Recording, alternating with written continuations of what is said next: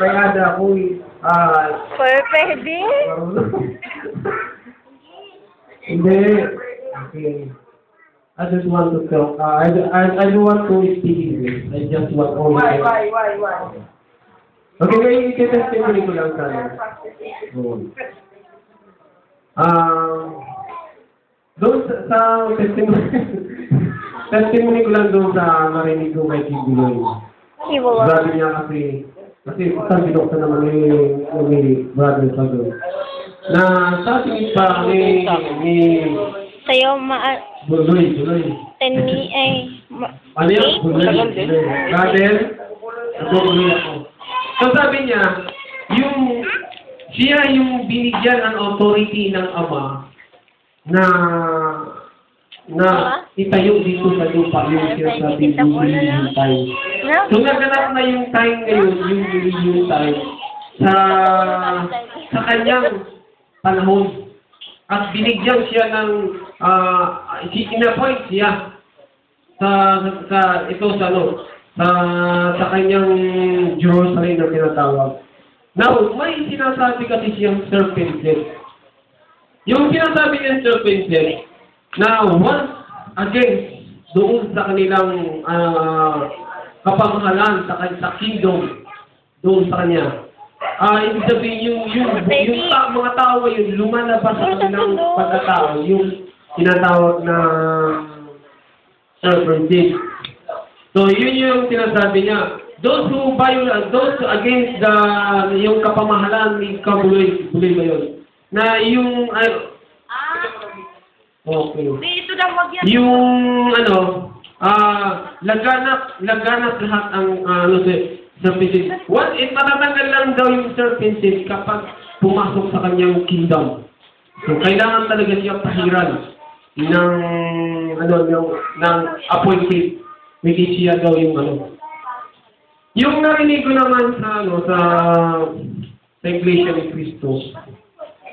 May kailan din ito sabi niya, ang kaligtasan daw nasa sa kanila. Kasi kapag hindi daw pumasakop ang tao sa kanilang sa kanilang iglesia ay wala daw kaligtasan. So kasi yung Iglesia ni Cristo sa kanilang isinamana. So based doon sa scripture na sinasabi na kailangan talagang pumasok ka, kailangan ka makasapi ka sa kanilang isang iglesia. Oo. Doon din na hindi daw nakasapi sa kanilang iglesia, wala daw kaligtasan. Sapagkat scriptural naman daw na ang iglesia, ang katawan ni Cristo, at pinanggal dito sa mundo ito ay yung iglesia ni Cristo. Ginawa ko yung sayo. Church. Yung sinasabi naman ni Brother Francis kanina sa radio, napakinggan ko, yung tatak na sinasabing,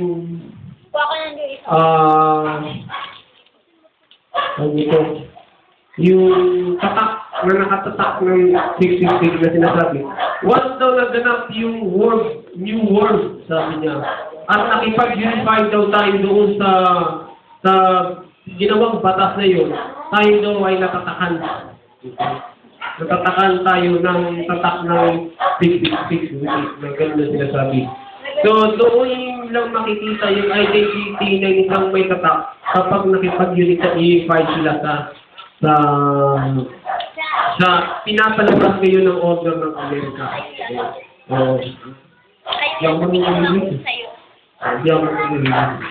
So, yun lang pinapalabas, So, makikita natin, so sinasabi niya, na magaganap muna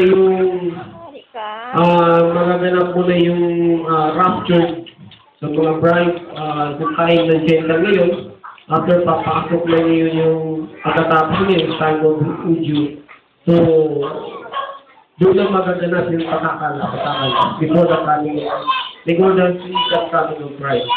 So, yun. Tungkol sa nasa nagtiplo kasi ng Diyos, yung tawag nito, yung pinatong ko sa kanya yung sa Exodus 20 and 3 and 4, na kasi nakita ko sa kanya yung cross na dala niya. So sabi ko, Brad, Alam mo ba yan, ina-argument mo na yan. Kasi, alam mo naman, nasa incarnated ka ngayon. Pero yung nakikita, yung tinuturo mo yun, sinasabi yan sa Exodus 23, na ayaw ng Diyos na mayroong Diyos sa harapan niya. So, katulad ng ako, ikaw yung templo ng Diyos, katapos, tutun mo yung kwentas niya yan, at yan ay isa yan na ipinanutos ng Diyos na doon, na huwag mong gagawin yan sa kanyang harapan. Sapagkat, sabi niya nga sa 5 ata yun na ako ang Diyos na mapalibubuhin.